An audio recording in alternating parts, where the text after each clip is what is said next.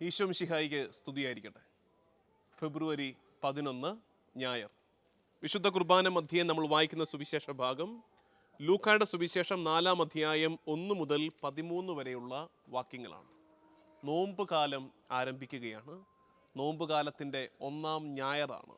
നാളെ കുരിശുവര തിരുനാൾ, വിഭൂതി തിരുനാൾ ആഘോഷിച്ച് ആചരിച്ച് നമ്മൾ നോമ്പിലേക്ക് പ്രവേശിക്കും. ഇന്ന് നമുക്ക് സുറിയാനിക്കാർക്ക്, പ്രത്യേകിച്ച് നസ്രാണികൾ, പേത്തുർത്ത ഞായറായിട്ട് ആഘോഷിക്കുകയാണ്. നോമ്പിലേക്ക് പ്രവേശിക്കുന്നതിന് തൊട്ട് മുമ്പുള്ള ദിവസത്തെ പേത്തുർത്ത ആയിട്ട് ആഘോഷിക്കുന്ന ഒരു രീതി നമുക്കുണ്ട്. പേത്തുർത്തായ്ക്ക് ഒരല്പം നല്ല ഭക്ഷണമൊക്കെ കഴിച്ച് നമ്മൾ അതൊക്കെ അങ്ങ് മാറ്റിവെക്കും. ഭക്ഷണമൊക്കെ കഴിച്ചിട്ട് പിന്നെ ആ ശൈലി അങ്ങ് മാറ്റുകയാണ്. നോമ്പിലേക്ക് പ്രവേശിക്കുകയാണ്. പ്രിയമുള്ളവരെ, എല്ലാവരെയും നോമ്പിലേക്ക് സ്നേഹപൂർവമായിട്ട് സ്വാഗതം ചെയ്യുന്നു. ഇത്തവണത്തെ നോമ്പ് കാലത്ത്, കഴിഞ്ഞ വർഷത്തെ നോമ്പ് കാലത്ത് നമുക്ക് കാരുണ്യ വഴി ശാലോം ടി വിയിൽ 40 ദിവസത്തെ ടോക്ക് കൊടുക്കാൻ ദൈവം ഇടവരുത്തിയായിരുന്നു. ഇത്തവണത്തെ നോമ്പ് കാലത്തിന് ഒന്ന് തിരക്ക് കൂടിയത് കൊണ്ട്, കുറച്ചധികം സ്ഥലങ്ങളിൽ ധ്യാനവും കാര്യങ്ങളും ഒക്കെ ഉള്ളതുകൊണ്ട് എനിക്ക് അങ്ങനെ ഒന്നിന് ചെയ്യാനുള്ള സാവകാശം കിട്ടിയിട്ടില്ല, ഒന്ന് ഒരുങ്ങി ചെയ്യാൻ. പക്ഷേ ദൈവം നിശ്ചയിച്ചാൽ എന്തെങ്കിലും ഒന്ന് നമ്മുടെ ഫീഡ് മൈ ഷീപ്പിൻ്റെ സഹയാത്രികർക്ക് വേണ്ടിയിട്ട് ഈ നോമ്പ് കാലത്ത് ചെയ്യണമെന്ന് ആഗ്രഹമുണ്ട്. നിങ്ങളും പ്രാർത്ഥിക്കുക. ദൈവത്തിന് ഹിതമാണെങ്കിൽ നടക്കട്ടെ എന്ന് വയ്ക്കാം. നോമ്പ് എടുക്കണേ. നോമ്പ് ഈയിടെയും കൂടെ ഒരാൾ ചോദിച്ചു, പക്ഷേ നമുക്ക് സീറോ മലബാറുകാർക്ക്, ഞാൻ ഈ സീറോ മലബാർ എന്നൊക്കെ പറയുമ്പോൾ ആർക്കും ബുദ്ധിമുട്ട് വരരുതേ. ഓരോ സഭയ്ക്കും സ്പിരിച്വാലിറ്റിയിൽ വ്യത്യാസമുണ്ട്, വിശ്വാസത്തെ ജീവിക്കുന്ന രീതിക്ക് വ്യത്യാസമുണ്ട്. അത് മലങ്കര സഭയ്ക്ക് മലങ്കര സഭയുടെ രീതികളുണ്ട്, മലബാർ സഭയ്ക്ക് മലബാർ സഭയുടെ രീതിയുണ്ട്, ലത്തീൻ സഭയ്ക്ക് ലത്തീൻ സഭയുടെ രീതിയുണ്ട്. അതിനെ അങ്ങനെ മനസ്സിലാക്കിയാൽ മതി. നമുക്കങ്ങനെ പരസ്പരം മനസ്സിലാക്കാൻ മാത്രം പക്വതയൊക്കെ ഉണ്ടല്ലോ. നിസാര കാര്യങ്ങളും കലഹത്തിൻ്റെ വിഷയമൊന്നും ആക്കണ്ട. ഓരോ സഭയ്ക്കും നോമ്പിൻ്റെ ശൈലികൾ പ്രത്യേകിച്ചുണ്ട്. അപ്പോൾ പലരും പറയാറുണ്ട് ലത്തീൻ സഭയ്ക്ക് അങ്ങനെ അധികം നോമ്പില്ലല്ലോ. അതിനൊരു കാരണമുണ്ട്. എന്താണെന്നറിയാമോ എൻ്റെ കാരണം? ലത്തീൻ സഭ, വെസ്റ്റേൺ ചർച്ച്, പാശ്ചാത്യ സഭ, പാശ്ചാത്യ ഫിലോസഫിയിൽ, വെസ്റ്റേൺ ഫിലോസഫിയിൽ എന്തെങ്കിലും വേണ്ടെന്ന് വെക്കുന്നതിൽ പുണ്യം അവർ കാണുന്നില്ല. അതായത് ആബ്സ്റ്റിനൻസ് ഫ്രം സർട്ടൺ തിങ്സ്, ചിലതിനെയൊക്കെ വേണ്ടെന്ന് വെക്കുന്നത്, നോ എന്ന് പറഞ്ഞ് മാറ്റി വെക്കുന്നതിൽ, അതിൽ തൻ്റെ പുണ്യം വെസ്റ്റേൺ ഫിലോസഫി കാണുന്നില്ല. അപ്പോൾ അതുകൊണ്ട് തന്നെ അവിടെ നോമ്പ് അങ്ങനെ ഉണ്ടായി വന്നിട്ടില്ല. അതേസമയം ഈസ്റ്റേൺ സൈഡിൽ, പൗരസ്ത്യ ദേശത്തുണ്ടായ എല്ലാ വിശ്വാസങ്ങളെ നോക്കിക്കോ. ഹൈന്ദവ സമൂഹത്തിൽ നോമ്പില്ലേ? വ്രതകാലമില്ലേ? ഇസ്ലാം സമൂഹത്തിൽ നോമ്പ് കാലമില്ലേ? പൗരസ്ത്യ ക്രിസ്ത്യാനികളുടെ ഇടയിൽ നോമ്പ് എത്ര പ്രാധാന്യത്തോടെ എടുക്കുന്നത്? നമ്മുടെ സീറോ മലബാർ സഭയിൽ നോമ്പിൻ്റെ സീസൺസ് 5 എണ്ണമാണ്.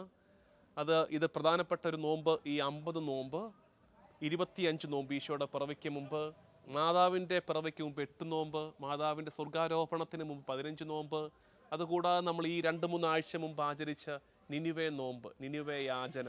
ഇനിയിപ്പോൾ ഓർത്തിരിക്കാൻ എളുപ്പത്തിനെ പ്രോഗ്രസീവായിട്ട് 3, 8, 15, 25, 50 നോമ്പുകൾ. ഇത്രയാണ് നമുക്കുള്ള നോമ്പുകൾ എന്നോർക്കണേ.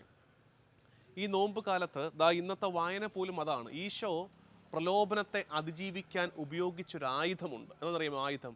പ്രലോഭനങ്ങളെ, പാപത്തിൻ്റെ സാഹചര്യങ്ങളെ നമ്മുടെ മുമ്പിൽ നിന്നും മാറ്റി നിർത്താൻ ഉള്ള വലിയ ആയുധത്തിൻ്റെ പേരാണ് no. No, the power to say no. വേണ്ട, അരുത് എന്ന് പറയാനുള്ള പവർ, ശക്തി, അതാണ് നോമ്പ് നമുക്ക് തരുന്നത്. നമുക്ക് പലതിനോടൊക്കെ ഒരു പ്രിയമില്ലേ? എന്തുകൊണ്ടാണ് ഈ ഇറച്ചിയും മീനും മുട്ടയും ഒക്കെ നോമ്പിൻ്റെ വിഷയങ്ങളായത്?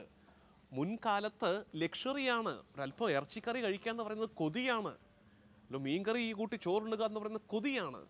അപ്പോൾ ആ കൊതിയെ അതിജീവിക്കുകയാണ്, തോപ്പിക്കുകയാണ്. നോ, ഇതില്ലാതെയും എന്നെക്കൊണ്ട് പറ്റും, ഇതില്ലാതെയും എന്നെക്കൊണ്ട് പറ്റും. അതുകൊണ്ട് നോമ്പെടുക്കണം. ഞാൻ ഫീഡ് മൈ ഷീപ്പിൻ്റെ എൻ്റെ പ്രേക്ഷകരോടെല്ലാം സ്നേഹത്തോടെ ആഹ്വാനം ചെയ്യുകയാണ്. ഈ നോമ്പ് കാലം നമുക്ക് സീരിയസ് ആയിട്ട് എടുക്കാൻ, പ്രിയമുള്ളവരെ. പരമ്പരാഗത നോമ്പിൻ്റെ വിഭവങ്ങളൊക്കെ അങ്ങനെ തന്നെ ആട്ടെ, ഇറച്ചിയും മീനും മുട്ടയും ഒക്കെ വേണ്ടെന്ന് വെക്കാം. പറ്റുന്നവർ, ആരോഗ്യ പ്രശ്നങ്ങളില്ലാത്തവർ ഒക്കെ വേണ്ടെന്ന് വെക്കട്ടെ. അതുകൂടാതെ ചില പ്രിയങ്ങളുണ്ട്. ഐസ്ക്രീം, ചോക്ലേറ്റ്, ഷോപ്പിംഗ്, അല്ലെങ്കിൽ ചില അഡിക്ഷൻസ്, മദ്യപാനം, പുകവലി. നോമ്പെടുക്കാം നമുക്ക് അതിനോടൊക്കെ. അങ്ങനെ ഒരു നോമ്പിൻ്റെ, എന്തിനാ ഈ നോമ്പിൻ്റെ ആത്യന്തിക ഉദ്ദേശം എന്തിനാണെന്നറിയാമോ? ഇതിനോടൊക്കെ അകലം പാലിച്ചിട്ട് ഞാൻ എൻ്റെ കർത്താവിനോട് കൂടുതൽ അടുക്കുക. ചിലരുണ്ട് ഇതിനോടൊക്കെ അകലം പാലിക്കും, ആ അകലം പാലിക്കുന്ന ദേഷ്യം കൂടെ കുടുംബക്കാരോട് തീർക്കുകയും ചെയ്യും. അതുകൊണ്ട് കാര്യമില്ലല്ലോ. നോമ്പിൻ്റെ ഉദ്ദേശം ഇതിനോടൊക്കെ ഞാൻ ഇഷ്ടത്തോടെ ചേർത്ത് വെച്ച, എനിക്കൊരല്പം അധിക പ്രിയമുള്ള പലതിനോടും അകലമിട്ടിട്ട് എൻ്റെ കർത്താവിനോട് കുറച്ചുകൂടി അടുക്കുന്ന കാലമാണ് ഈ നോമ്പ് കാലം. അങ്ങനെ ഗൗരവത്തോടൊരു നോമ്പെടുക്കട്ടെ. ഈ നോമ്പ് കാലത്ത് വചനത്തെ ഗൗരവത്തോടെ ഉപാസിക്കാൻ സ്നേഹപൂർവ്വം ആഹ്വാനം ചെയ്യുകയാണ്. കാരണം വചനം കൊണ്ടാണ് ഈശോ പിശാചിൻ്റെ പ്രലോഭനത്തെ തോൽപ്പിച്ചത്. അപ്പത്തിൻ്റെ പ്രലോഭനം, ദേവാലയ ഗോപുരത്തിൽ നിന്ന് ചാടാനുള്ള പ്രലോഭനം, ഒരൊറ്റ തവണത്തേക്ക് എന്നെ കുമ്പിട്ട് ആരാധിക്കാനുള്ള പ്രലോഭനം, ആ പ്രലോഭനത്തെയൊക്കെ ഈശോ തോൽപ്പിച്ചത് വചനം ഉപയോഗിച്ച, വചനത്തിൻ്റെ വാൾ ഉപയോഗിച്ചാണ്. അതുകൊണ്ടാണ് പൗലോസ്ലീഹ പറയുന്നത്, വചനമെന്ന വാള് കയ്യിലെടുക്ക്. തിന്മയ്ക്കെതിരെയുള്ള അധികാരമാണ്, തിന്മയ്ക്കെതിരെയുള്ള ആയുധമാണ്. വചനത്തെ ഗൗരവത്തോടെ എടുത്ത് നമുക്ക് ഈ നോമ്പ് കാലം കൂടുതൽ ഫലവത്താക്കാൻ കഴിയട്ടെ. നമുക്ക് പ്രാർത്ഥിക്കാം. കർത്താവും ദൈവമായ ഈശോ മിശിഹായെ, നോമ്പിൻ്റെ, അനുതാപത്തിൻ്റെ, പാപബോധത്തിൻ്റെ ഒരു കാലത്തിലേക്ക് ഞങ്ങൾ ഒരുമിച്ച് പ്രവേശിക്കട്ടെ. നിൻ്റെ കരുണ ഞങ്ങളിലേക്ക്, കുടുംബങ്ങളിലേക്ക് പെയ്തിറങ്ങുന്ന കാലമായി ഇത് മാറട്ടെ. നമ്മുടെ കർത്താവ് ഈശോ മിശിഹായുടെ കൃപയും പിതാവായ ദൈവത്തിൻ്റെ സ്നേഹവും പരിശുദ്ധാത്മാവിൻ്റെ സഹവാസവും എന്നും എല്ലാ കാലവും കൂടെ ഉണ്ടായിരിക്കട്ടെ, ഇപ്പോഴും എപ്പോഴും എന്നേക്കും. ആമേൻ.